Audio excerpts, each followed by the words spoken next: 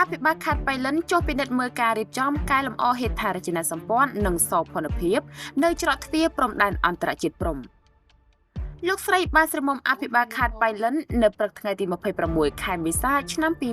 2026អមដំណើរដល់ក្រុមការងារបានអញ្ជើញពិនិត្យមើលការរៀបចំកែលម្អហេដ្ឋារចនាសម្ព័ន្ធនិងសោភ័ណភាពនៅច្រកទ្វារព្រំដែនអន្តរជាតិព្រំ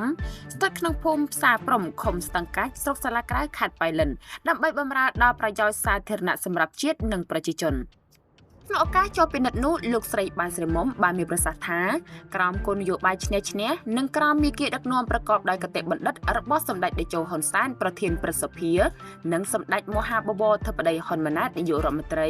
បានធ្វើឲ្យប្រទេសជាតិទទួលបាននូវសុខសន្តិភាពពេញលើផ្ទៃប្រទេសមានស្ថិរភាពនយោបាយជាពិសេសបានធ្វើឲ្យខេត្តបៃលិនដែលជាខេត្តជាដែននិងធ្លាប់ជាសមរភូមិយ៉ាងក្តៅគគុកមានការអភិវឌ្ឍនិងរីកចម្រើនលើគ្រប់វិស័យហើយជីវភាពរបស់ប្រជាពលរដ្ឋកាន់តែធូរធារឡើងពីមួយថ្ងៃទៅមួយថ្ងៃគួរជាទីមោទនៈលោកស្រីអភិបាលខេត្តមានប្រសាសន៍បញ្ជាក់ថាបច្ចុប្បន្ននេះអាជ្ញាធរខេត្តបៃលិនបានកំពុងខិតខំរៀបចំសណ្ដាប់ធ្នាប់និងការលម្អសោភ័ណភាពនៅក្នុងខេត្តយ៉ាងសស្រាក់សស្រាំដូចជាការកសាងហេដ្ឋារចនាសម្ព័ន្ធការកែលម្អសួនច្បារសាធារណៈការដាក់ភ្លើងបំភ្លឺ